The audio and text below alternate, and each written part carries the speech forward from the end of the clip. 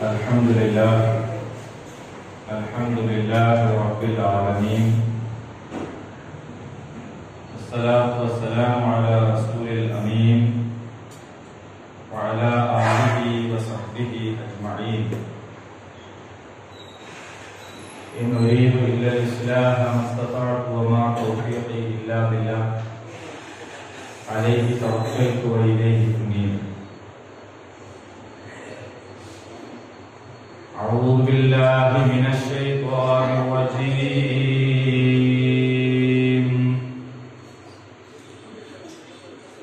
وقال الذين لا يعلمون لولا يكلمنا الله أو تأتينا آية كذلك قال الذين من قبلهم مثل قولهم تشابهت قلوبهم قد بينا الآيات لقوم يوقنون.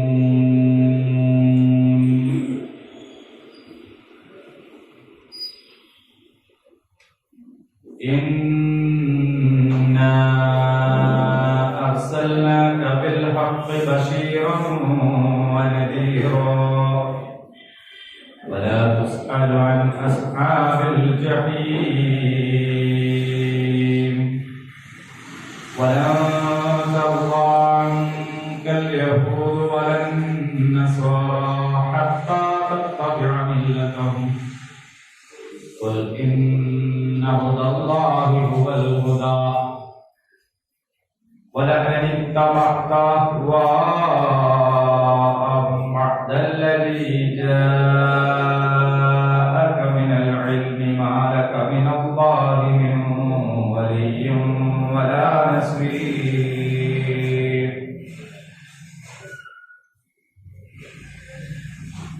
സൂറത്തുൽ ബഖറ 117 വരെയുള്ള ആയത്തുകൾ നമ്മൾ പഠിച്ചു കഴിഞ്ഞു. ഇന്ന് 118, 119,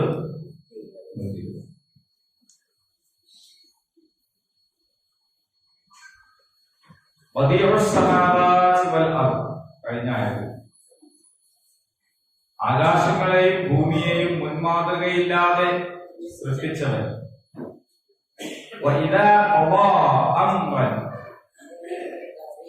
അവനൊരു കാര്യം തീരുമാനിച്ചു കഴിഞ്ഞാൽ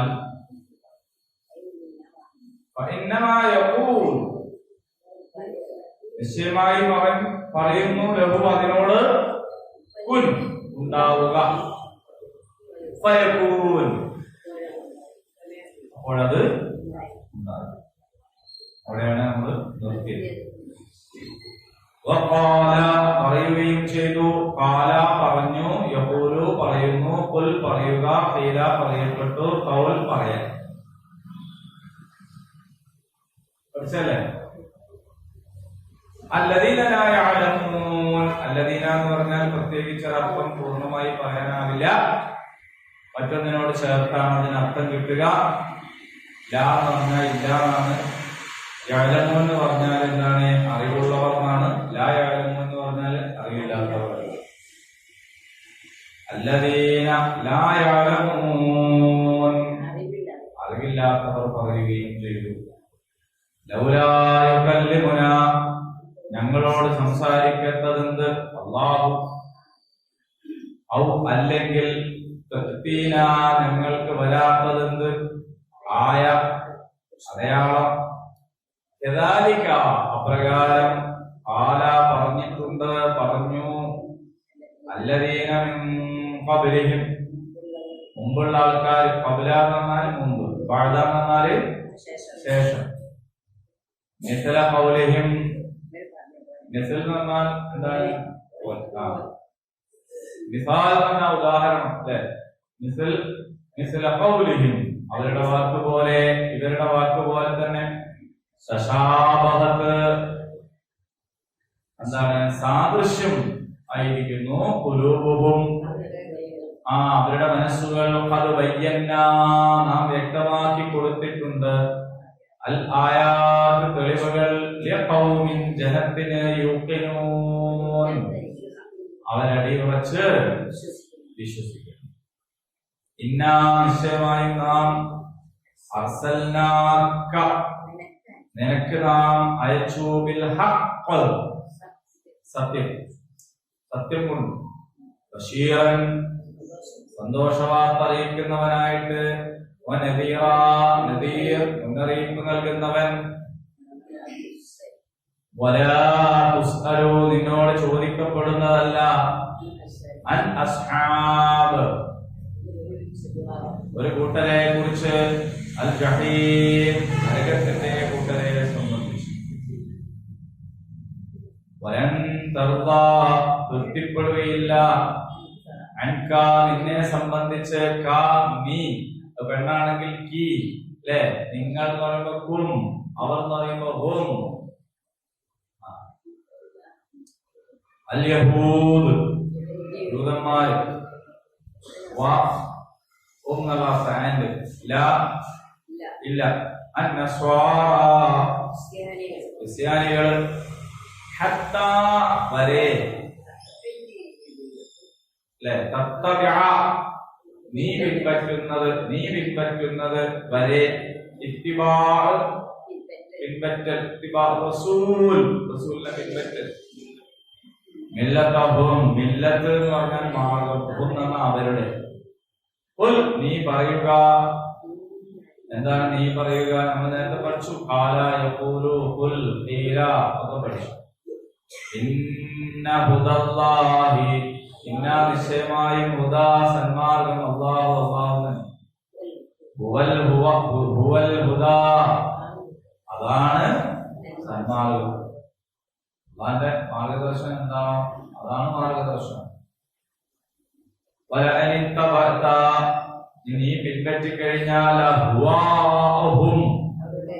അവരുടെ ഇച്ഛകളെ നമ്മൾ നേരത്തെ കബല പഠിച്ചപ്പോ പഴതയും പഠിച്ചു ശേഷം അല്ലതീ വന്നു നിനക്ക് വന്നു മിനൽ ഇൽമ അൽ ഇൽമ എന്ന് പറഞ്ഞാൽ യഥാർത്ഥ ജ്ഞാനം യഥാർത്ഥ ജ്ഞാനത്തിൽ നിന്ന് നിനക്ക് വന്നതിന് ശേഷം മാലക നിനക്ക് ഇല്ല ഉണ്ടാവൂല അല്ലാഹുവിൽ നിന്ന് വലിയും വലിയ രക്ഷകൻ നസീർ സഹായം ഇതാണ് വാക്കർത്ഥം. ഇനി ആശയം പറയാം. അപ്പോൾ ജൂതരും ക്രൈസ്തവരും യഹൂദികളും നസാറാക്കളും നമ്മുടെ വിഷയത്തിലെ കഥാപാത്രങ്ങൾ അവരാണ്. അവരുടെ കൂടെ ഒരു കൂട്ടരും കൂടി ഉണ്ട്. അതാണ് ലായഅലമൂൻ വിവരമില്ലാത്ത കൂട്ടർ എന്ന് പറഞ്ഞാൽ മറ്റുള്ളവർക്ക് വേദം കിട്ടിയിട്ടുണ്ട്. അവരുടെ കയ്യിൽ വേദമുണ്ട്, വേദം പഠിച്ചവരാണ് അവര്. എന്നാല് അങ്ങനെയൊന്നും പഠിക്കാത്ത വേറൊരു ജാഗ്രതകൾ അവിടെ ഉണ്ട്. ഇത് വേദമൊന്നുമില്ല, വിവരമൊന്നുമില്ല. പക്ഷെ അവര് ഇവരുടെ കൂടെ കൂടിയിട്ട് ചിലതൊക്കെ ഇങ്ങനെ പറയും. മനസ്സിലായില്ലേ? അങ്ങനെ പറയും. അങ്ങനെ ഇവര് കാര്യമായിട്ട് ചോദിച്ച ഒരു ചോദ്യം നബി സല്ലല്ലാഹു അലൈഹി വസല്ലമിനോട് ഇവര് ചോദിച്ച ഒരു ചോദ്യമാണ്. എന്താ ചോദിച്ചത്? അല്ലാഹ് എന്താ ഞങ്ങളോട് വർത്താനം പറയാത്തത്? അല്ലാഹ് എന്നോട് ഇങ്ങനെ വർത്താനം പറയാ, എനിക്ക് ഇങ്ങനെ ഓരോ ആയത്ത് തരിക, എന്താ ഞങ്ങളോട് പറയാത്തത്? മനസ്സിലായില്ലേ? എന്താ ഞങ്ങളോട് പറയാത്തത്? എന്താ ഞങ്ങൾക്കൊരു വഹിയൊന്നും തരാത്തത്? ഞങ്ങൾക്ക് എന്താ ഒരു ആയത്തൊന്നും തരാത്തത്? ചോദ്യം മനസ്സിലായെങ്കിൽ വല്ലാത്തൊരു ചോദ്യല്ലേ? കുടുങ്ങി. കാരണം നബിക്ക് കൊടുക്കെങ്കിൽ ഞങ്ങൾക്കും തന്നൂടെ? നബിക്ക് മാത്രം കൊടുക്കുന്നത്, ഞങ്ങൾക്ക് എന്താ തരാത്തത്? ഇത് ചെറിയ ആൾക്കാരൊന്നല്ല ചോദിക്കുന്നത്, അവിടുത്തെ പ്രധാനപ്പെട്ട ആൾക്കാരാണ്, പ്രമാണിമാരായ ആളുകളാണ്, അവിടുത്തെ പ്രഗത്ഭരായ ആളുകളാണ് ചോദിക്കുന്നത്. എന്താ ഞങ്ങൾക്ക് തരാത്തത്? അല്ലാഹു സുബ്ഹാനഹു വ തആല അതെന്താ തരാത്തത് വിശദീകരിച്ചു കൊടുക്കുന്നില്ല.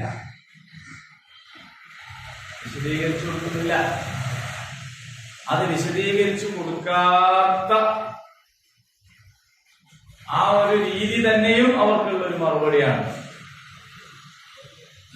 കാരണം എല്ലാ ചോദ്യങ്ങൾക്കും എല്ലാവരും ഉത്തരം പറയൂല. ചിലര് ഉത്തരം പറയാൻ മെനക്കാടാതെ ഇരിക്കലാണ് അതിന്റെ ഉത്തരം എന്ന് പറയുന്നത്. എല്ലാ ചോദ്യത്തിനും എല്ലാവർക്കും ഉത്തരം കിട്ടൂല, ഉത്തരം കിട്ടാൻ പാടില്ല. അതെന്താ നിങ്ങൾക്ക് മനസ്സിലാവാത്ത പോലെ ഉണ്ട് കണ്ട്. ഒരാൾ ചോദ്യം ചോദിച്ചാൽ ഉത്തരം കൊടുക്കല്ലോ വേണ്ടി. അതെന്താ ഉത്തരം കൊടുക്കാത്തത്? ഉത്തരം കൊടുക്കണ്ടാത്ത എന്താ? അറിവില്ലാത്തവർക്ക് ചോദ്യത്തിന് ഉത്തരം പറഞ്ഞു കൊടുക്കല്ലേ വേണ്ടി?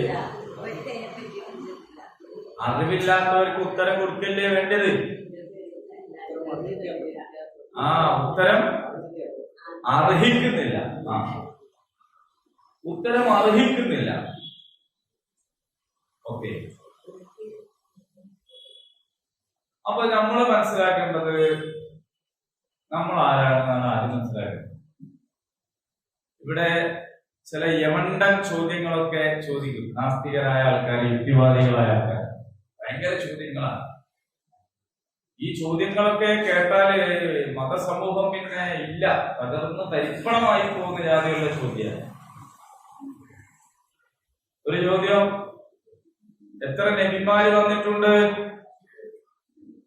എത്ര നബിമാര് വന്നിട്ടുണ്ട്? എത്ര പറയും? 1,00,000 ചില്ലാണ് നബിമാര് വന്നിട്ടുണ്ട് അല്ലേ? അതിന്റെ ഒരു നബിച്ച് വരാന് ഒരു ചോദ്യമാണ്. ഇത്രക്കായിരം, നമ്മുടെ വടക്കൻ ഭാഷയിൽപ്പെട്ടാണ്, ഇത്രക്കായിരം നബിമാരുണ്ടായിട്ട് അതെന്താ ഒരു നബിച്ചില്ലാത്തത്? മനസ്സിലായെങ്കിൽ കുടുങ്ങിയത്. അത് പറയുമ്പോൾ തന്നെ ഒരു പ്രശ്നം. അതുകൊണ്ടാണ് പുരുഷ കേന്ദ്രീകൃത മതമാണെന്ന് പറയുന്നത്. അടുത്ത വാർത്തമാണ്, പുരുഷ കേന്ദ്രീകൃത മതമാണ്, കാരണം നബിച്ചു വന്നിട്ടില്ല. ഇങ്ങനെയുള്ള ചില ചോദ്യങ്ങള് ഇങ്ങനെ ചോദിച്ചുകൊണ്ടിരിക്കും, വെറുതെ എങ്ങനെ ചോദിക്കാണ്. ഇപ്പൊ കഴിഞ്ഞ ദിവസം പിന്നെ എന്നോടല്ല, എന്റെ സഹധർമ്മിണിയോട് ഒരു ചോദ്യം. നമ്മുടെ കുടുംബക്കാരാണ്, ഞങ്ങളൊരു കല്യാണത്തിന് വരും. അപ്പൊ ഇവന് എന്റെ കസിൻ ബ്രദറാണ്. അപ്പോ ഓനാദ്യം അനുഷ്ഠാന മതക്കാരനൊക്കെ ആയിരുന്നു, പിന്നീട് പുരോഗമന പ്രസ്ഥാനത്തിന്റെ ആൾക്കായി മാറി. അങ്ങനെ പോകാനോട്ട് ബ്രാഞ്ച് ചുമതലക്കുള്ള ആളാണ്. ആദ്യം അവന് ജോലിക്കൊക്കെ പോകാൻ ഒഴിവുണ്ടായിരുന്നു, ഒഴിവൊന്നുമില്ല. കാരണം എന്താണെന്ന് വെച്ചാൽ ഒരു പിടിപ്പത് പണികളാണ്. പെൻഷൻ ഇപ്പൊ വീട്ടിൽ കൊണ്ടു കൊടുക്കലായതുകൊണ്ട് അങ്ങനത്തെ കാര്യങ്ങളൊക്കെ ഇയാളാണ് ചെയ്യാൻ. ഇതിന്റെ അത്ര ചെറുതാണ്. പിന്നെ വാർഡ് മെമ്പർ പെണ്ണും കൂടി ആയതുകൊണ്ട് ആ കാര്യങ്ങളും കൂടി ചെയ്യേണ്ടത് ഈ ചുമതലയുള്ള ആളാണ്. ഇങ്ങനെ തിരക്കാണ്, കണ്ടു കിട്ടലില്ല. അപ്പൊ എന്തെങ്കിലും പരിപാടികളൊക്കെ വന്നാൽ തന്നെ ഇങ്ങനെ ഫോണൊക്കെ വന്നോണ്ട്. അപ്പൊ ഇവനെ ഇവളോട് ഒരു ചോദ്യം ചോദിച്ചു. എന്താ ചോദ്യം എന്നറിയോ? പടച്ചോന് ചില ആൾക്കാർക്ക് പൈസ കൊടുക്കും, ചില ആൾക്കാർക്ക് പൈസ കൊടുക്കൂല. എന്നാലോ നിസ്കരിക്കൽ എല്ലാവരും നിസ്കരിക്കലുമോ? അത് ഞാനാണോ? അപ്പൊ ഞാനപ്പുറത്തന്നെ അപ്പൻ ചോദിക്കുന്നത് പറഞ്ഞു കളിയാണ്. അപ്പൊ ഞാനങ്ങോട്ട് അല്ല ഇവരോട് ചോദിക്കണ്ട, ഇവര് ഇതിന്റെ ആളാണ് പോയി. അപ്പോ ഇത് ഓന്റെ സ്വന്തം ചോദ്യമല്ല, ഓന്റെ സ്വന്തം ചോദ്യമല്ല. പക്ഷെ ഓന്റെ പണ്ടത്തെ പോലെയുള്ള നിഷ്ഠ, നിസ്കാരത്തിലുള്ള കാര്യങ്ങളൊക്കെ കുറയാൻ എന്തായിട്ടുണ്ട്, അത് കാരണമായി. അപ്പൊ ചോദ്യങ്ങൾ ചോദിക്കുന്നവര് ചെറുതായിട്ടൊന്നും ഇങ്ങനെ തോണ്ടി വെക്കുള്ളൂ, എന്നിട്ട് ഒരു പോകും. ചെറിയ തോണ്ടല്, അത് പിന്നെ അവിടെ കിടന്നിട്ട് ഇങ്ങനെ അപ്പൊ ഇവരിങ്ങനെ, അപ്പൊ ഇവന്റെ ഒരു ചോദ്യം, ഇവന് ഉത്തരം കിട്ടാത്തൊരു ചോദ്യമാണ്. അള്ളാഹു ചില ആൾക്കാർക്ക് ജീവിത സൗകര്യങ്ങൾ കൊടുക്കുന്നു, വേറെ ചില ആളുകൾക്ക് കൊടുക്കുന്നില്ല. എന്നാലോ നിസ്കരിക്കുമ്പോ എല്ലാവരും നിസ്കരിക്കുമോ? ഉള്ളവർ നിസ്കരിക്കും, ഇല്ലാത്തവർ നിസ്കരിക്കും. ഇതെന്ത് ന്യായം എന്നതാണ് ചോദ്യം. അതിന്റെ ഉത്തരങ്ങൾക്ക് എന്താണെന്ന് വിചാരിക്കാം. നിങ്ങൾക്ക് ഉണ്ടാവുമല്ലോ, നിങ്ങളൊക്കെ അതിന്റെ ആൾക്കാരാണല്ലോ. ഉത്തരം പറയാൻ ഞാൻ മാത്രമല്ലല്ലോ ബാധ്യതപ്പെട്ടു. അപ്പൊ ഇങ്ങനെയുള്ള പല ചോദ്യങ്ങളും, ആ ചോദ്യങ്ങളെ ഇപ്പൊ ചോദിക്കണമല്ല, പണ്ടേ തന്നെ ഈ ജാതി ഭയങ്കരമായ ചോദ്യങ്ങളൊക്കെ ചോദിക്കാറുണ്ടായിരുന്നു. അള്ളാഹു തആല ഇവിടെ ചെയ്യുന്ന മറുപടി എന്താണെന്ന് വെച്ചാല്, ആ വലിയ പ്രമാണിമാർ അവരുടെ പ്രമാണിത്തത്തോടു കൂടി ചോദിച്ച ചോദ്യത്തെ അങ്ങനെ അവഗണിച്ചു കളഞ്ഞു. അവരതാ ചോദിക്കുന്നു, അപ്പൊ ഉത്തരം പറയുന്നു. ഉത്തരം വേണ്ട, പറയുന്നു. വേറൊരു കാര്യം പറയാനെന്നൊക്കെ അള്ളാഹ് ചെയ്തത്. അതെന്താണ് കാര്യം എന്ന് ചോദിച്ചാൽ, അള്ളാഹു അവിടെ പറഞ്ഞത്, കദാലിക ഖാലല്ലദീന മിൻ ഖബ്ലിഹിം മിസ്ല ഖൗലിഹിം, ഈ ജാതി ചോദ്യങ്ങളൊക്കെ ഇവർക്ക് മുമ്പുള്ള പലരും ചോദിച്ചിട്ടുണ്ട്. ഈ ജാതി ചോദ്യങ്ങളൊക്കെ മുമ്പുള്ള നിഷേധികളായ ആൾക്കാർ ചോദിച്ചിട്ടുള്ളതാണ്. തശാബഹത് ഖുലൂബുഹും, അന്ന് ആ ചോദ്യം ചോദിച്ച കൂട്ടരുടെയും ഇന്നീ ചോദ്യം ചോദിക്കുന്നവരുടെ കൂട്ടരുടെയും ഹൃദയങ്ങൾ തമ്മിൽ സാദൃശ്യമുണ്ട്. ആ സാദൃശ്യം യാദൃശ്ചികമല്ല. അന്നാ ചോദിച്ച ചോദ്യം എന്താണ്, ഇന്നീ ചോദിക്കുന്ന ചോദ്യം എന്താണ്? ഒരു ഉത്തരം കിട്ടിയിട്ട് ഞങ്ങൾക്ക് നന്നാവണം എന്ന് വിചാരിച്ചിട്ടുള്ള ചോദ്യമല്ല.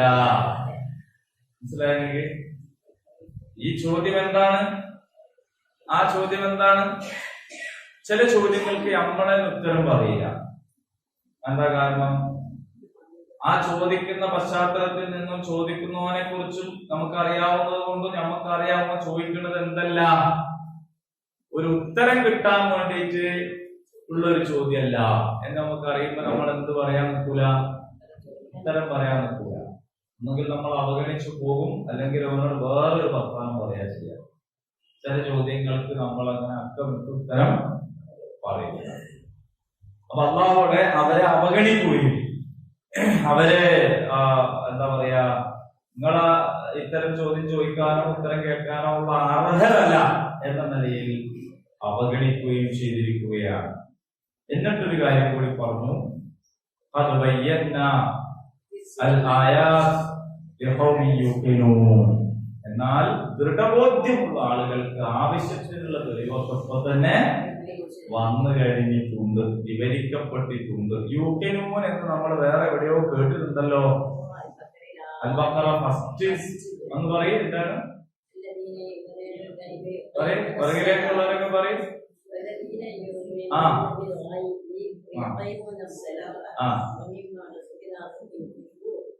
യുക്കിനൂനല്ല, പിന്നെ യുക്കിനൂൻ എവിടെ?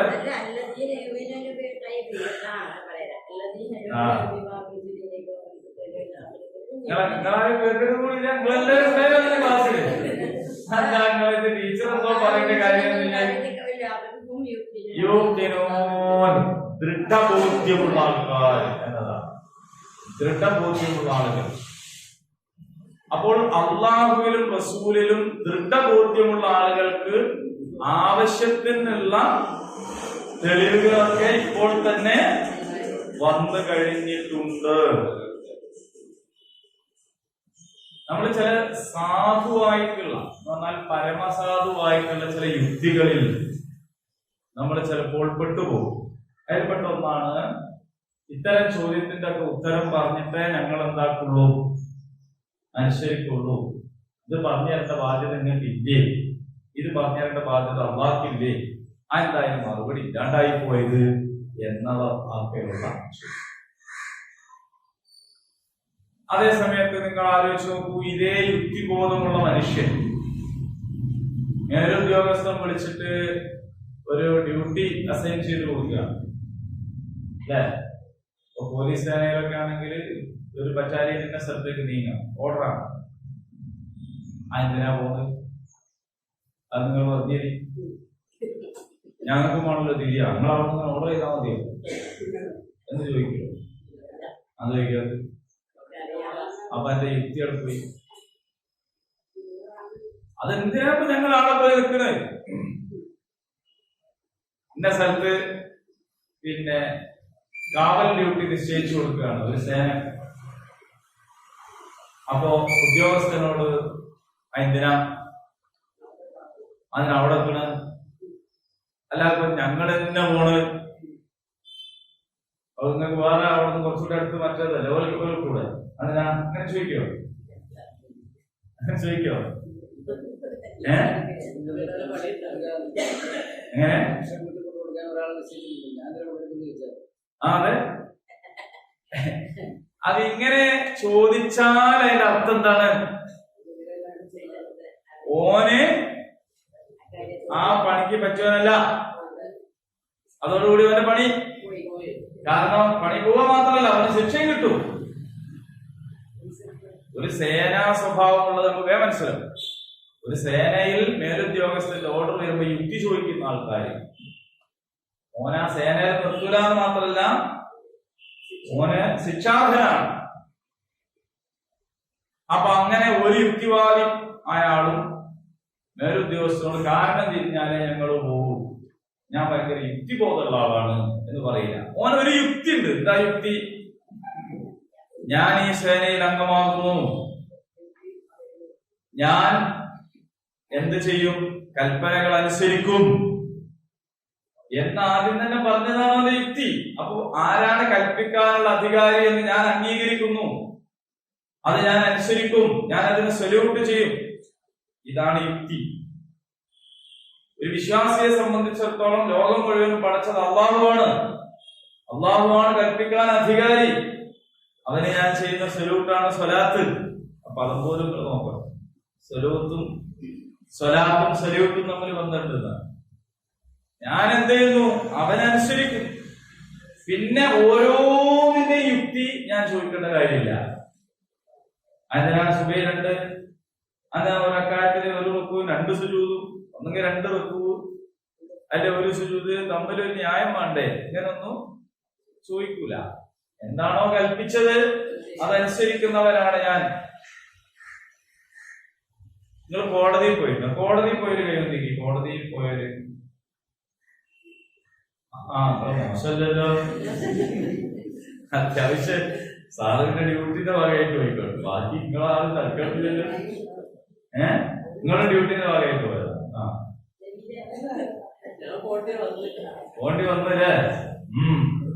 പോണ്ടി വന്നു എന്ന് പറഞ്ഞാൽ പോണ്ടി ഒരു സ്ഥലമല്ല അത് ശരിക്കും. ശരി, എന്നെ ഞാൻ കോടതി കയറ്റും എന്ന് പറയലില്ലേ? എന്നെ ഞാൻ കോടതി കയറ്റും. അപ്പോ ഈ കോടതി പോലെന്നെ എന്താണ്? ഒരുവിധം സംഗതിയുള്ള ശിക്ഷ എന്ന് പറയുന്നത് ജയിലിലടക്കലൊന്നുമല്ല, പോക്കുവരവ് തന്നെയാണ്. പോക്കുവരവ് എന്ന് പറഞ്ഞാൽ മറ്റേ പഞ്ചായത്തിലെ പോക്കുവരവല്ല, മറ്റേ നമ്മങ്ങനെ നീട്ടിച്ച്. ഇനി എന്റെ ചോദ്യം ഇത്രേ ഉള്ളൂ. വാദിയുടെ വാദം കഴിഞ്ഞു, പ്രതി ഭാഗം വക്കീല് അതിന്റെ വിശദാംശങ്ങളും കഴിഞ്ഞു, ഏതാണ്ടൊക്കെ പറയേണ്ടതൊക്കെ 2 കൂട്ടരും പറഞ്ഞു, അവതരിപ്പിക്കേണ്ടതൊക്കെ അവതരിപ്പിച്ചു. അപ്പൊ കാളിയാര് എന്ന് പറഞ്ഞാൽ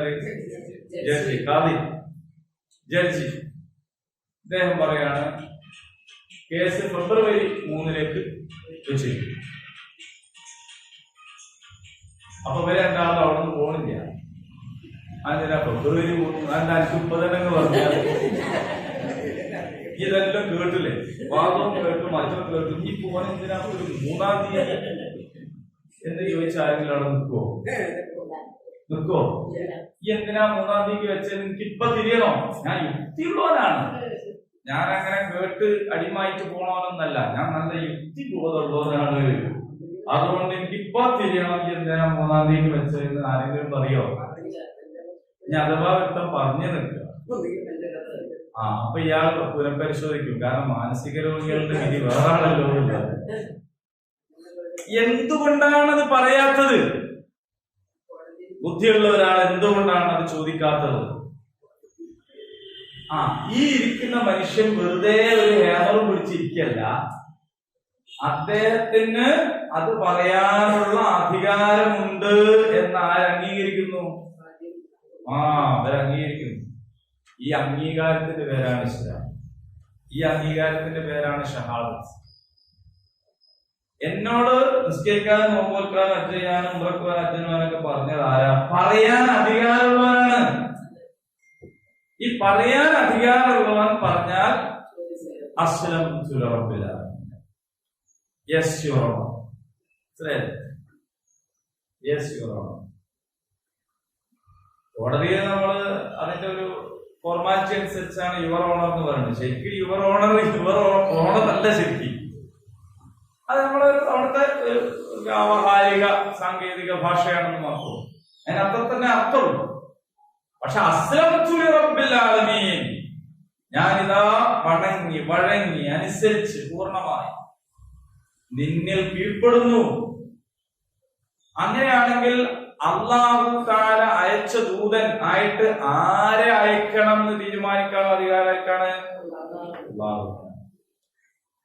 അതിന്റെ യുക്തി നമുക്ക് വിശദീകരിച്ച് തരേണ്ടുന്ന യാതൊരു ബാധ്യതയും ആർക്കില്ല. ഇനിയും ഒരു ഉദാഹരണം കൂടി പറഞ്ഞു നോക്കാം. ഒരാള് ഇന്റർവ്യൂവിന് പോയി, നല്ലൊരു ജോലിയാണ്, 75,000 മാസത്തിൽ സ്റ്റാർട്ടിങ്ങിൽ തന്നെ സാലറി ഉള്ള ഒരു ജോലിയാണ് ചെയ്യുന്നത്. 7,500 നമ്മുടെ നിലപാട് വേറെ ആയിരിക്കുന്നുള്ളതുകൊണ്ടാണ് ഞാൻ 75,000 പറഞ്ഞത്. 7,500 ആണെങ്കിൽ നമ്മൾ പണി പോയാൽ പോട്ടെ, വേറെ പണിക്ക് പോകാന്ന് വിചാരിക്കും. 75,000 സ്റ്റാർട്ടിങ്ങിൽ ഉണ്ടെങ്കിൽ അങ്ങനെ നമ്മൾ വിചാരിക്കില്ല. അതുകൊണ്ടാണ് കൂട്ടി പറഞ്ഞത്. ഈ ഉദാഹരണങ്ങൾ വേറെ ആരുടെങ്കിലും പറയുമ്പോൾ നിങ്ങൾക്ക് എന്ത് ചെയ്യാം, 1.5 ലക്ഷം ഒന്നും പറയട്ടോ, അതിന് കുഴപ്പമില്ല. ഈ വെറുമായത്തിൽ എത്ര പൊറാട്ടം എന്ന് ചോദിച്ചില്ല. ഇപ്പൊ 3 എന്ന് പറഞ്ഞപ്പോ എങ്ങനെയോ 3 ഒന്ന് തിന്നുമ്പോ തന്നെ വെറുമായല്ലാണ്ടാവില്ലേ എന്ന് ചോദിച്ചപ്പോ പിന്നെ ഇതേ ജോലി വേറെ ആളോട് ചോദിച്ചു, ഇനി വെറുമായത്തിൽ എത്ര? അപ്പൊ 5. 3 ആണെങ്കിൽ ഒരു വീട്ടുണ്ടായിരുന്നു. അപ്പൊ അങ്ങനെ ആവേണ്ടിയിട്ട് സംഖ്യക്ക് അങ്ങോട്ടും ഇങ്ങോട്ടൊക്കെ ഉദാഹരണം പറയുമ്പോൾ എന്ത് ചെയ്യാ, മാറിയോട്ട് കുഴപ്പമില്ല. അപ്പോ 75,000 സാലറിക്ക് ഇന്റർവ്യൂവിന് പോയി നോക്കുമ്പോ 3 ആൾക്കാരുണ്ട് അവിടെ ഇരിക്കും. ഇന്റർവ്യൂ പോടാൻ. അപ്പൊ ഈ ഇന്റർവ്യൂവിന് പോണ ആൾ സ്വാഭാവികമായിട്ടും ഒരേ ട്രെയിനിങ് ഒക്കെ കഴിഞ്ഞിട്ടുണ്ട്. ഇടത്തെ കയ്യിൽ ഫയൽ വെക്കണം, വലത്തെ കയ്യിൽ വെച്ചിടണം എന്നൊക്കെ അങ്ങനത്തെ കുറെ സാധനങ്ങളൊക്കെ ഉണ്ട്. നടത്തം കൊണ്ടായാലും നോട്ടം കൊണ്ടായാലും ഇതൊക്കെ പഠിപ്പിച്ചു കൊടുക്കുന്നുണ്ട് ഇന്റർവ്യൂ ചെയ്യാൻ. അങ്ങനെ ഈ ചങ്ങാതി അവിടെ പോയിരുന്നു, ഇരിക്കാൻ പറഞ്ഞു, താങ്ക്സ് ഒക്കെ പറഞ്ഞു. ചോദ്യം ചോദിക്കുക. ഒരാൾ ചോദിച്ചു, ഇയാൾ തരണം. രണ്ടാമത്തെ ആൾ ചോദിച്ചു, അതിന് തരണം. മൂന്നാമത്തെ ആൾ ചോദിച്ചു, അതിന് തരണം. നാലാമത് പിന്നെയും ചോദിച്ചു, അതൊക്കെ വെറും ഇങ്ങോട്ട് തന്നെ പറ്റില്ല, എനിക്ക് അങ്ങോട്ടും അതൊരു 1 വേ സിസ്റ്റം. എന്ത് നീതിയാണ്?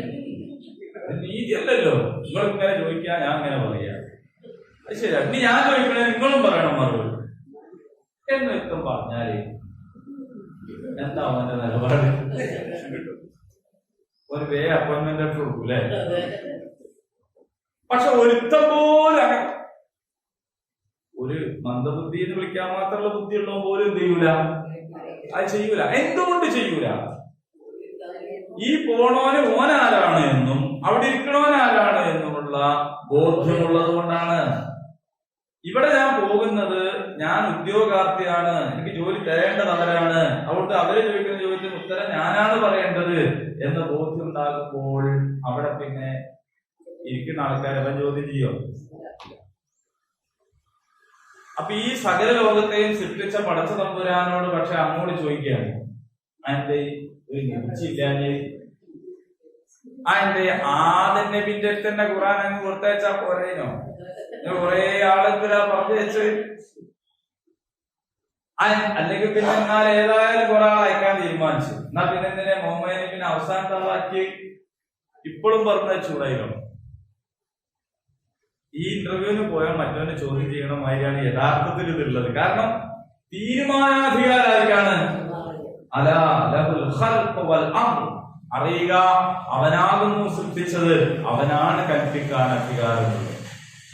അപ്പൊ കൽപ്പനാധികാരമുള്ളവൻ അവന്റെ ഇംഗിതം അനുസരിച്ച് അവന് മാത്രം അറിയുന്ന യുക്തി അനുസരിച്ച് എന്ത് ചെയ്യും. അവൻ വിഭവങ്ങൾ വിതരണം ചെയ്യുമ്പോഴും വിഭവങ്ങൾ നൽകുമ്പോഴും ഒക്കെ അതിന്റെ യുക്തി ആരടുത്താണ്? അവന്റെ അടുത്താണ്. അതുകൊണ്ടാണ് ചിലർക്ക് കൊടുക്കണു, ചിലർക്ക് കൊടുക്കണില്ല, ചിലർക്ക് മക്കളുണ്ടാവുന്നു, ചിലർക്ക് മക്കൾ ഉണ്ടാകണില്ല, ചിലരെ കാണാൻ നല്ല മൊഞ്ച്, ചിലരത്ര മൊഞ്ചില്ല, ചിലർക്ക് നല്ല ബുദ്ധി, ചിലർക്ക് ഒരു ആവശ്യത്തിന് മാത്രം ബുദ്ധി, ചിലർക്ക് അത്രയും ഇല്ല. എന്നിട്ട് എല്ലാരും നിസ്കരിക്കണം, എല്ലാരും നോമ്പ് നോൽക്കണം. അതെന്താ? അള്ളാഹു ആരാധനകൾ വിചാരം. ഒരു ഇന്റർവ്യൂ ബോർഡിനോട് പോലും നിങ്ങൾ അങ്ങനെ ചോദിക്കൂലെങ്കിൽ, ഒരു സാധാരണ ഒരു ജഡ്ജിയോട് പോലും, ഒരു മജിസ്ട്രേറ്റിനോട് പോലും അങ്ങനെ ചോദിക്കൂലെങ്കിൽ, നിങ്ങളുടെ ഒരു മേലുദ്യോഗസ്ഥൻ അയാൾ റിട്ടയർഡ് ആയ പിന്നെ നിങ്ങളുമായി തന്നെ ആയി, എന്നിട്ട് അയാളോട് പോലും നിങ്ങൾ അത് ചോദിക്കൂലെങ്കിൽ റബ്ബുൽ ആലമീനോടാണ് നിങ്ങളുടെ ചോദ്യം എന്ന് നിങ്ങൾ മനസ്സിലായിക്കോ. അല്ലാഹു അവൻ ഇച്ഛിക്കുന്നത് ചെയ്യുന്നവനാണ്, അതിനുള്ള അധികാരമുള്ളവനാണ്, അതിന് ന്യായമുള്ളവനാണ്. അതുകൊണ്ട് അള്ളാഹു തീരുമാനിച്ചു ആർക്കും. പക്ഷെ ഇവരിതിനൊന്നും പ്രേരിപ്പിക്കുന്നത് അറിവുണ്ടാക്കാനുള്ള ആ ഒരു ജിജ്ഞാസ എന്നല്ല. ഇവരാകെ പറയണത് എന്താന്ന് വെച്ചാല്, അള്ളാഹു ഇപ്പോ ഈ മുഹമ്മദിനെ സല്ലല്ലാഹു അലൈഹി വസല്ലം മാത്രമേ കിട്ടിയുള്ളൂ. നബിയാക്കെ സമ്പത്തില്ലാത്ത, മക്കളില്ലാത്ത, അനാഥനായ ഒരാള്. മക്കളില്ലാത്ത പറഞ്ഞാല് ആൺമക്കളില്ലാത്ത, പെൺമക്കളെ ഒരാളും കൂട്ടിയിട്ടില്ല, ആൺമക്കളെ മാത്രമേ കൂട്ടിയിട്ടുള്ളൂ. അതായത് ആൺമക്കൾ മരിച്ചു പോയപ്പോഴാണല്ലോ ഇവര് പറഞ്ഞത് അബുദ്ധനാണ്, വാലറ്റവനാണ്, വേരറ്റവനാണ് എന്ന് പറഞ്ഞത്. കാരണം പരമ്പര നിലനിൽക്കുക എങ്ങനെയാണ്? ആൺകുട്ടികളിലൂടെയാണ്, അല്ലെ? പെൺകുട്ടികളിലൂടെ അല്ല പരമ്പര നിലനിൽക്കുന്നത്. കുട്ടിനെ വേറെ ആള് കെട്ടിച്ചുകൊണ്ടുപോകും. അപ്പോ അതുകൊണ്ട് മക്കളില്ലാത്ത എന്ന് പറഞ്ഞതാണ്. ഇതിനിപ്പോ ആരാണ് എന്തോ ആവൂടട്ടെ, അയാൾക്ക് ശേഷം പിന്നത് ഉണ്ടാവില്ലല്ലോ എന്നാണ് അവർ വിചാരിക്കുന്നത്. പക്ഷേ ആ പറഞ്ഞ ആൾക്കാരെ കുറിച്ച് പിൻപറ്റാനൊന്നും ആരുമില്ല, അവർക്ക് വേണ്ടി പ്രാർത്ഥിക്കാൻ ആരുമില്ല, അവരെ അനുസ്മരിക്കാൻ ആരുമില്ല. അല്ലാഹു തആല പറയാണ്, നിന്റെ നാമം നാം എന്താക്കി? ഉയർത്തി തന്നിരിക്കും. നിന്നെ കുറിച്ചുള്ള ഓർമ്മ, സ്മരണ എല്ലാ ദിവസവും മുഹമ്മദ് റസൂലുള്ളാഹ് എന്നിങ്ങനെ പറഞ്ഞുകൊണ്ടിരിക്കും. എത്ര കോടിക്കണക്കിന് ആളുകൾ, എത്ര വർഷങ്ങൾ ഇതിനെ പറ്റി പറയാനാവില്ല. അപ്പൊ ഇവരുടെ പ്രശ്നം വംശീയമായിട്ടുള്ള ഒരു വെറിയാണ്. അതുകൊണ്ടാണ് ഞങ്ങൾക്ക് തരാത്ത എന്താ, അതെന്താ ഞങ്ങൾക്ക് തരാത്തത്, അതെന്താ ഞങ്ങൾക്ക് ഒരു ദൃഷ്ടാന്തം കൊടുത്തയക്കാത്തത് എന്നൊക്കെ ചോദിക്കും. ഓക്കെ, ഇനി റസൂലുള്ളാഹി സ്വല്ലല്ലാഹു അലൈഹി വസല്ലമയോടുള്ള വലിയ ഒരു ആശ്വാസ വാക്കാണ്, ഇന്നാ അർസൽനാക, നിശ്ചയമായി നാം നിന്നെ അയച്ചു, ബിൽ ഹഖ്, സത്യവും കൊണ്ട്. സത്യം എന്ന് പറഞ്ഞാൽ പോരാ, സത്യത്തിന് സിദ്ഖ് എന്നാണ് പറയുന്നത്. സത്യവാൻ എന്ന് പറഞ്ഞാൽ സ്വാദിഖ്. അതിന്റെ വിപരീതം കദിബ് എന്നാണ്, കള്ളം. ഇതിന്റെ വിപരീതം ബാത്തുൽ എന്നാണ്. ഹക്കിന്റെ വിപരീതം എന്താണ്? ബാത്തുലാണ്. അപ്പൊ ഒരു സാദാ സീതാ സത്യം എന്ന് പറഞ്ഞാൽ പോരാ. ഇത് ഹക്കും ബാത്തുലും എന്ന് പറയുമ്പോ ഹക്കിന് കുറച്ചുകൂടി കുറച്ചുകൂടി ഒരു യാഥാർത്ഥ്യം എന്നൊക്കെ പറയുന്നത്, കുറച്ചുകൂടി ഒരു അർത്ഥവ്യാപ്തി അതിലാണ്. നമ്മൾ മലയാളം പാവം അതിന് ആകെപ്പാടെ ഒരു സത്യമുള്ളൂ എന്നതുകൊണ്ടാണ് നമ്മൾ സത്യം നീ പരിഭാഷപ്പെടുന്നത്. ഇന്നാ അർസൽനാക ബിൽ ഹഖ്, ഹഖ് കൊണ്ട്, ഹഖുമായി, ബശീറൻ വനദീറ, ബിശാറത്ത് സന്തോഷവാർത്ത, ബഷീർ സന്തോഷവാർത്ത അറിയിക്കുന്നവനായിട്ട്, വനദീറ മുന്നറിയിപ്പ് നൽകുന്നവനായിട്ട്. റസൂലുള്ളാഹി സ്വല്ലല്ലാഹു അലൈഹി വസല്ലമയുടെ മുഖ്യമായ 2 ഡ്യൂട്ടികളാണ്. ഒന്ന് സ്വർഗം കൊണ്ട് സന്തോഷവാർത്ത അറിയിക്കുക, മറ്റൊന്ന് ധിക്കാരികളായ ആളുകൾക്ക് ഈ ലോകത്ത് നിന്ദ്യതയും പരലോകത്ത് കൊടിയ ശിക്ഷയുമുണ്ട് എന്ന മുന്നറിയിപ്പ് നൽകുക. രണ്ടുള്ളൂ. ഈ സന്തോഷവാർത്തയും മുന്നറിയിപ്പും റസൂലുള്ളാഹിന്റെ ഉത്തരവാദിത്തമാണ്. എന്നിട്ട് സമാശ്വസിപ്പിക്കുകയാണ്, വലാ തുസ്അലു, നീ ചോദിക്കപ്പെടുന്നതല്ല. എന്ത്? അൻ അസ്ഹാബിൽ ജഹീം, നരകം, അതിന്റെ അവകാശികളെ കുറിച്ച്. അതായത് നരകം തന്നെ തെരഞ്ഞെടുത്ത കുറെ കൂട്ടർ എന്റെ അടുത്ത് വന്നിട്ട് ഇങ്ങനെ ഇറങ്ങാറൊക്കെയാണ്. ഒരു ഭാഗത്ത് ജൂതര്, ഒരു ഭാഗത്ത് ക്രിസ്ത്യാനികൾ, മറ്റേ ഭാഗത്തുനിന്ന് മജൂസികൾ, ഇവിടുന്ന് മുശ്രിക്കുകൾ, ഇങ്ങനെ എല്ലാവരും പട്ടം കൂടി നിന്നിട്ട് പറയാനും ചോദ്യം ചോദിക്കലും കയ്യേറ്റ ശ്രമവും. ഒരു ഭാഗത്ത് ചോദ്യം ചോദിച്ചിട്ടാണ് ആക്രമിക്കുന്നത്, വേറൊരു ഭാഗത്ത് ശാരീരികമായി തന്നെയാണ് ആക്രമിക്കാൻ ശ്രമിക്കുന്നത്. ഇങ്ങനെ ഇടങ്ങേറാക്കുകയാണ്. റസൂലുള്ളാഹിക്കാണെങ്കിലോ പഠിച്ചോനെ ഇവരൊക്കെ നരകത്ത് പോയി പോവല്ലോ എന്ന ബേജാറും, ഇവരിങ്ങനെല്ലാം കൂടി ചോദിച്ചാൽ ഇവര് നരകത്തിലായി പോവല്ലോ എന്നുള്ള ബേജാറ്. അവരോടുള്ള സ്നേഹം. നമ്മളിപ്പോ നമ്മളെ മക്കളെ പറ്റിയിട്ട് ഒരു നിസ്കരിക്കുന്നില്ലെങ്കിൽ നമുക്ക് ഭയങ്കര ബേജാറായിപ്പോയി. എന്താ ബേജാറ്? പഠിച്ചോനെ എന്റെ മോൻ എങ്ങനെ ആയിപ്പോവല്ലോ എന്നൊരു ബേജാറ്. റസൂലുള്ളാഹിക്ക് എല്ലാവരോടും ആ ബേജാറ്. അള്ളാഹ് ആശ്വസിപ്പിക്കുകയാണ്, റസൂലേ നരകാവകാശികളെ പറ്റി എന്നോട് എന്ത് ചെയ്യില്ല, താങ്കളോട് ചോദിക്കുകയില്ല കേട്ടോ. താങ്കളുടെ കയ്യിലുള്ളത് ഹക്കാണ്, താങ്കൾ അയച്ചിട്ടുള്ളത് സന്തോഷ വാർത്തയുമായിട്ടാണ് എന്ന് പറഞ്ഞു. ഇത് നിങ്ങൾക്ക് എല്ലാവർക്കും മനസ്സിലായോ? മനസ്സിലായാൽ അടുത്തതിലേക്ക് പ്രവേശിക്കാൻ വേണ്ടിയിട്ട്. മനസ്സിലായോ? ആ, ഈ ഓ നല്ല ഊക്ക് പോലെ. മനസ്സിലായോ? ആ, നിങ്ങൾക്ക് ഊക്കുണ്ട്, പക്ഷെ വിനയം കൊണ്ടും ഒരു ഉസ്താദിന്റെ മുമ്പിൽ എങ്ങനെ നമ്മളിങ്ങനെ സംസാരിക്കാന്നൊക്കെയുള്ള ആ ഒരു വല്ലാത്ത വിദ്യാർത്ഥിത്വം കൊണ്ട് അല്ലേ? ആ, മനസ്സിലാവുന്നുണ്ട്. ഇനി 120-ാമത്തെ ആയത്ത്. വലൻ തർളാ അൻകൽ യഹൂദു വലൻ നസ്വാറാ ഹത്താ തത്തബിഅ മില്ലതഹും. വലൻ തർളാ, ഒരിക്കലും തൃപ്തിപ്പെടുകയില്ല, അൻക നിന്നെ സംബന്ധിച്ച്, അൽ യഹൂദ് ജൂതർ, വലൻ നസ്വാറാ ക്രൈസ്തവരും ഇല്ല, നസ്രാണികളും ഇല്ല, ഹത്താ തത്തബിഅ മില്ലതഹും അവരുടെ മില്ലത്ത് മാർഗം നീ പിൻപറ്റുന്നത് വരെ നിന്നോട് അവർക്ക് ഒരു തൃപ്തിയും ഉണ്ടാവുകയില്ല. റസൂലുള്ളാഹി സ്വല്ലല്ലാഹു അലൈഹി വസല്ലമയോട് അല്ല ശരിക്കും പറയുന്നത്, നമ്മളോടാണ്. അന്ന് യഹൂദികളും ക്രൈസ്തവരുമാണ് ഉണ്ടായിരുന്നത്. ഇന്ന് അല്ലാത്തവരുണ്ടെങ്കിൽ അവരും ബാധകമാണ്. ഈ നെതന്യാഹുവും ബൈഡനും ഒക്കെ നമ്മളെ സംബന്ധിച്ച് തൃപ്തിപ്പെട്ടോളെന്ന് വിചാരിച്ചിട്ട് വല്ല നിലപാടെടുക്കാൻ നിന്നാണ്ടല്ലോ കുഞ്ഞിമോനെ, നീ അവരുടെ കൂട്ടത്തിൽ ചേരുന്നത് വരെ അവർ നിന്റെ കാര്യത്തിൽ തൃപ്തിപ്പെടുകയില്ല. ആ, വെറുതെ ഓലെ കണക്കണ്ട, ഓലെ ഒരു എന്താ പറയാ ഒരു വെറുപ്പ് സമ്പാദിക്കണ്ട എന്നൊക്കെ വിചാരിച്ചിട്ട് പല ലോകരാജ്യങ്ങളും എന്ത് ചെയ്യാണ്, മൗനം പാലിക്കുകയാണ്. അല്ലാഹു പറയാണ് വലൻ തർളാ അൻകൽ യഹൂദു വലൻ നസ്വാറാ, എന്നാൽ അവര് രണ്ടു കൂട്ടരും എന്ത് ചെയ്യൂല, നിന്നിൽ തൃപ്തിപ്പെടാൻ പോണില്ല. ഹത്താ തത്തബിഅ മില്ലതഹും, ജൂതൻ തൃപ്തിപ്പെടണമെങ്കിൽ നീ ജൂതനാവണം, അതേതായാലും ഒരാൾക്ക് കഴിയില്ല. ക്രിസ്ത്യാനി തൃപ്തിപ്പെടണമെങ്കിൽ ക്രൈസ്തവനാകണം. ഇനി ഇവരുടെ തൃപ്തിക്ക് വേണ്ടി നീ ജൂതനാവാൻ തീരുമാനിച്ചാൽ അപ്പൊ ക്രൈസ്തവൻ എന്നോട് തൃപ്തി ഉണ്ടാവില്ല.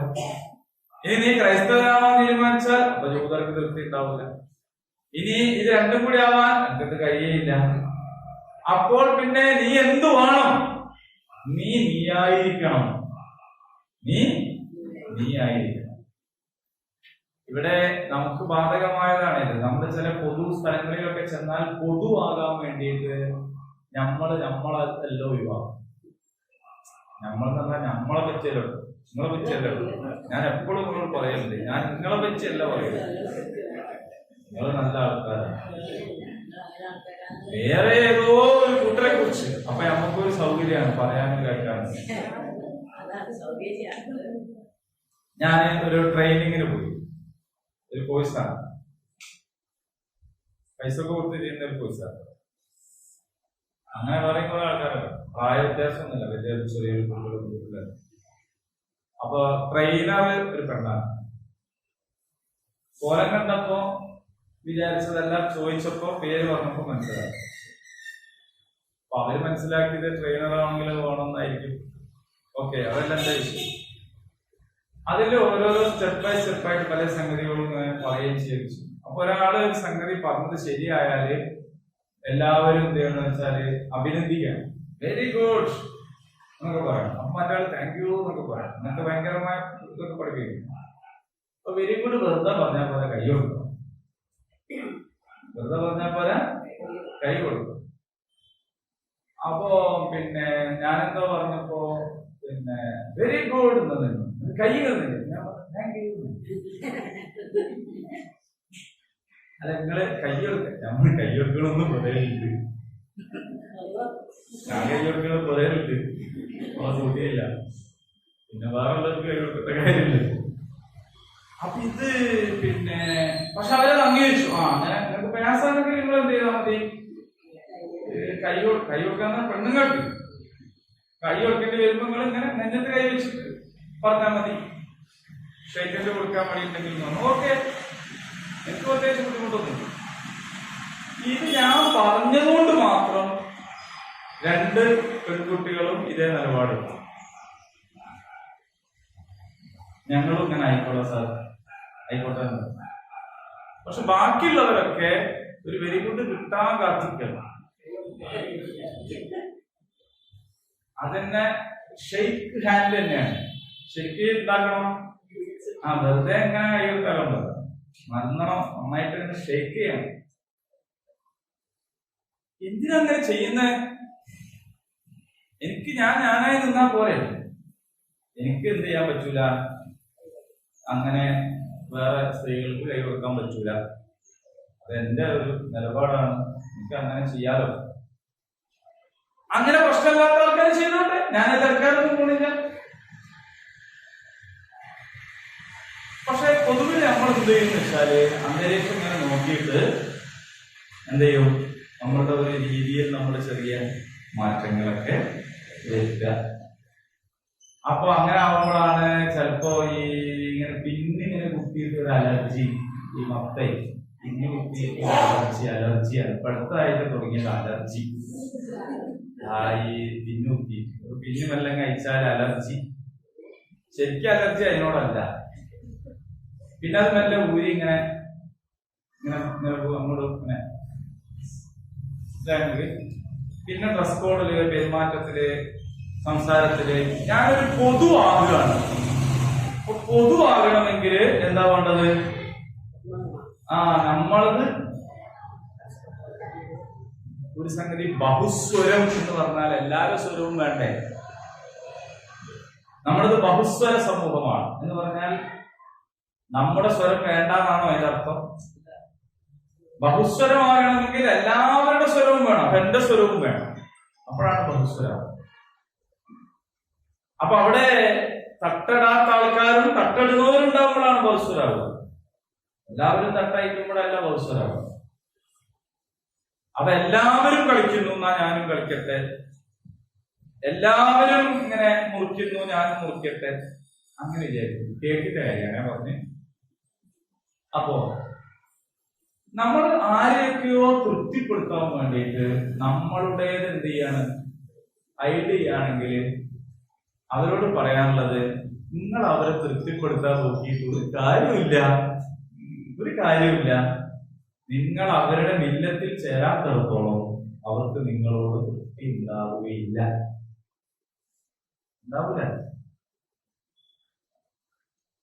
അപ്പൊ നിങ്ങളുടെ പേരിൽ മാറ്റം വരുത്തിയതുകൊണ്ട്, നിങ്ങളുടെ ശീലങ്ങളിൽ മാറ്റം വരുത്തിയതുകൊണ്ട്, നിങ്ങളുടെ സംസാരത്തിലും ഹാവഭാവങ്ങളിലും വസ്ത്രധാരണത്തിലും മാറ്റം വരുത്തിയതുകൊണ്ട്, നിങ്ങളുടെ കൾച്ചറിൽ മാറ്റം വരുത്തിയതുകൊണ്ട് അവർക്ക് നിങ്ങളോട് തൃപ്തി ഉണ്ടാകുമെന്ന് നിങ്ങൾ കരുതുന്നുവെങ്കിൽ അത് തെറ്റാണ്. അവർക്ക് നിങ്ങളോട് ഒരു തൃപ്തിയും ഉണ്ടാവുകയില്ല. ഇന്ത്യ രാജ്യത്തെ സിഖ് സമൂഹത്തെ ഉദാഹരണമാക്കി എടുത്തിട്ട് എനിക്ക് പറയാൻ കഴിയും, നിങ്ങൾ നിങ്ങളുടേതായ എല്ലാ നിലപാടിലും ഉറച്ചു നിന്നാൽ നിങ്ങൾക്ക് ഇവിടെ ഒരു സ്റ്റാൻഡേർഡ് ഉണ്ടാവുകയാണ് ചെയ്യുന്നത്. നിങ്ങൾ അവരെ കണ്ടിട്ടില്ലേ? ഓരോ കാലഘട്ടം പോലെ ആയിരിക്കൂലായിരുന്നു, അത് അലേക്കട്ട് തന്നെയാണ്. അപ്പൊ അവർക്ക് പ്രത്യേക റെജിമെന്റ് ഉണ്ടായി പട്ടാളത്തില്. നിങ്ങൾ ആ തലേക്കെട്ട് അയച്ചിട്ട് കൊപ്പിടുന്ന അവരോട് ആരും പറഞ്ഞില്ല, പറഞ്ഞോ? പോലീസില് ഷേവ് ചെയ്യേണ്ട ആൾക്കാരുണ്ട്, താടി പഠിക്കണം. പക്ഷെ ഓരോട് ആരും നിങ്ങൾ താടി പഠിക്കണം എന്ന് പറയുന്നില്ല. എന്താ കാരണം? ആയുധം കൊണ്ടുപോകാൻ പാടില്ല പാർലമെന്റിന്റെ അകത്ത് കയറുമ്പോൾ. പക്ഷെ ഓരോ അറിയാൻ ഒരു സാധനം ഉണ്ടാവും, അത് ഓർക്ക് കൊണ്ടുപോകാം. അങ്ങനെ തുടങ്ങിയിട്ട് നിങ്ങൾ ആലോചിച്ച് നോക്കൂ. വളരെ ന്യൂനപക്ഷമാണ്, നമ്മളെക്കാട്ടും എത്രയോ കുറഞ്ഞ ന്യൂനപക്ഷമാണ്. പക്ഷെ അവരെല്ലാ കീ പോസ്റ്റിലും, അത് പട്ടാളാണെങ്കിലും പോലീസാണെങ്കിലും മറ്റു ഉദ്യോഗ തലങ്ങളിലൊക്കെ അവരുണ്ട്. അവരാരോടും രാജിയായിട്ടില്ല. മനസ്സിലായി? നിങ്ങൾ നിങ്ങളായി നിൽക്കുക എന്ന് പറഞ്ഞാൽ അതിന്റെ അർത്ഥം എല്ലാവരെയും വെറുപ്പിക്കാനും ഒരു വേവാത്ത ചേമ്പും കഷ്ടം പോലെ ഇങ്ങനെ ആകെ വൈകുന്നു നിൽക്കാനൊന്നുമല്ല. സമൂഹത്തിൽ അലിഞ്ഞു ചേരണം നമ്മൾ. പക്ഷെ അലിഞ്ഞു ചേരുമ്പോ നമ്മൾ ഇല്ലാണ്ടായി പോണല്ലാതെ അലിയരുത് എന്നതാണ്. അപ്പൊ നമ്മൾ നമ്മുടെ നിലപാട്, നമ്മുടെ ദീനും, നമ്മുടെ ഇസ്ലാമും, നമ്മുടെ ശാസ്ത്രീയത്ത്, നമ്മുടെ വ്യക്തിത്വം നിലനിർത്തിക്കൊണ്ട് തന്നെ മുന്നോട്ട് പോകും. അപ്പൊ ചില ആൾക്കാരൊക്കെ ക്രൈസ്തവരോട്, യഹൂദികളോട് അവരുടെ ഒരു തൃപ്തി കിട്ടാൻ വേണ്ടിയിട്ട് ഒരു തരത്തിലുള്ള ഒരു അഡ്ജസ്റ്റ്മെന്റ് നയം സ്വീകരിച്ചപ്പോഴാണ്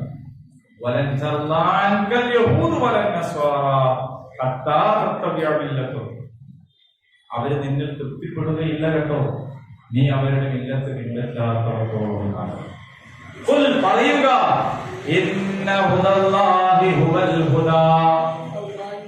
തീർച്ചയായും സന്മാർഗം എന്ന് പറയുന്നത് അള്ളാഹുവിന്റെ സന്മാർഗമാണ്.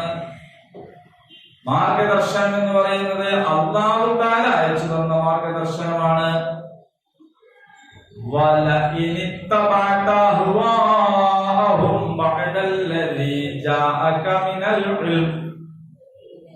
ഈ വിവരങ്ങൾ നിനക്ക് കിട്ടിയതിനു ശേഷവും അവരുടെ ഇച്ഛയാണ് നീ പിൻപറ്റുന്നതെങ്കിൽ, നിങ്ങൾ കേൾക്കണ്ടോ? വിവരൊക്കെ ഇപ്പൊ നിങ്ങൾക്ക് കിട്ടിയില്ലേ? ഈ ദീനൊക്കെ നിങ്ങൾക്ക് മനസ്സിലായില്ലേ? ഇസ്ലാമിലെ വസ്ത്രധാരണ എന്താണ്? ഇസ്ലാമിലെ പെരുമാറ്റ മര്യാദ എന്താണ്? ഇസ്ലാമിലെ ഇടപഴകലിന്റെ ശാസ്ത്രം എന്താണെന്നൊക്കെ നിങ്ങൾ പഠിച്ചില്ലേ? അതിനുശേഷവും അവരുടെ ദേഹേച്ഛക്കനുസരിച്ചാണ് നിങ്ങൾ പെരുമാറുന്നതെങ്കിൽ, അതിനെയാണ് നിങ്ങൾ പിൻപറ്റുന്നതെങ്കിൽ,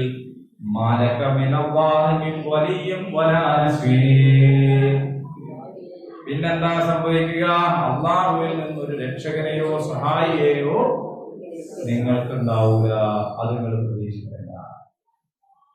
അപ്പൊ എന്തേ സംഭവിക്കുന്നത്? അവരുടെ ദീൻ പിൻപറ്റാത്തടത്തോളം കാലം ഓരോ നിങ്ങൾക്ക് തൃപ്തിയുള്ളവരാവില്ല. അവരെ പിൻപറ്റാൻ പോയത് കൊണ്ട് അള്ളാന്റെ സഹായം രക്ഷ അതും കിട്ടൂല. അപ്പൊ അതുകൊണ്ട് നിങ്ങളാവുക, നിങ്ങൾ അവരാകണ്ട. അവരോട് നമുക്ക് എല്ലാ അർത്ഥത്തിലും സ്നേഹത്തോടെ, സഹവർത്തിത്വത്തോടെ പെരുമാറാം. അവരെ സഹായിക്കാം, അവർക്ക് വേണ്ടത് ചെയ്തു കൊടുക്കാം, അവർക്ക് വേണ്ടി പ്രാർത്ഥിക്കാം, ഒക്കെ ചെയ്യാം. അവരോട് സുഹൃത്ത് ബന്ധം വെച്ച് പുലർത്താം, എല്ലാം ചെയ്യും. പക്ഷെ അവരുടേതായ ഒരു കൾച്ചറിലേക്ക് അവർക്ക് വേണ്ടി പ്രാർത്ഥിക്കാം. അവർക്ക് ഹിദായത്ത് കിട്ടാൻ വേണ്ടി പ്രാർത്ഥിക്കണമല്ലോ. അവർക്ക് ഹിദായത്ത് കിട്ടാൻ വേണ്ടി പ്രാർത്ഥിക്കും. ഇങ്ങനെ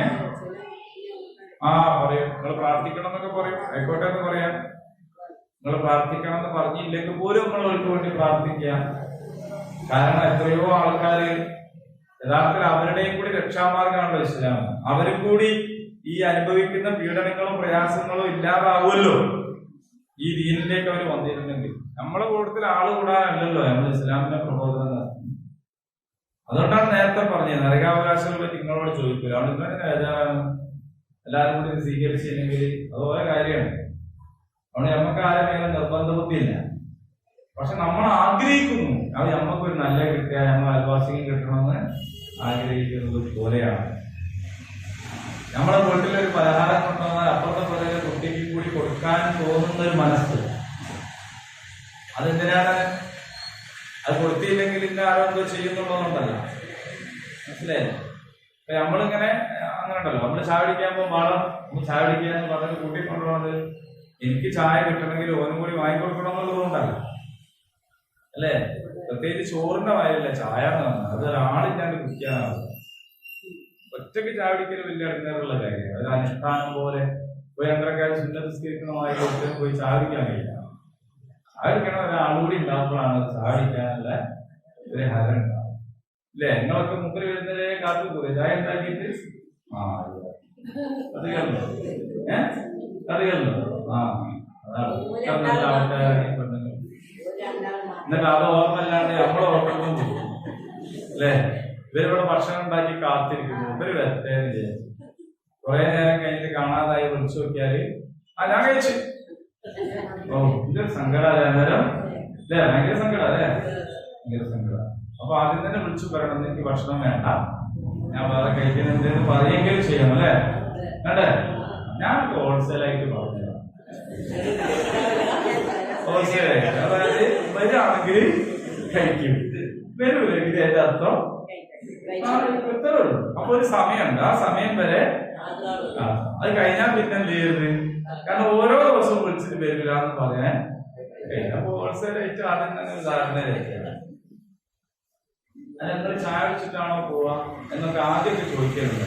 അപ്പൊ ചോദിക്കലൊന്നും സ്നേഹമായിട്ടല്ല, അത് തീരുമാനമായതുകൊണ്ടാണ്. അപ്പൊ ആദ്യം തന്നെ നമ്മൾ കൊടുത്ത മറുപടി ഫോണിന്റെ ഇടയ്ക്ക് ചായ തന്നാൽ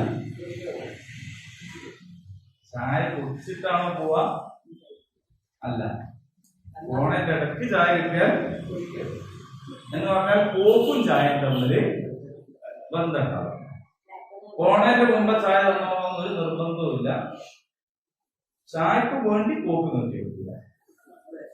പോകാൻ ഒരു സമയമുണ്ട്, ആ സമയത്ത് പോകും. അതിന്റെ ഇടയ്ക്ക് ചായ കിട്ടിയാൽ അതിനെ കൂട്ടിയിട്ടില്ലെങ്കിൽ വേറെ ഒന്നോ കുടിക്കും.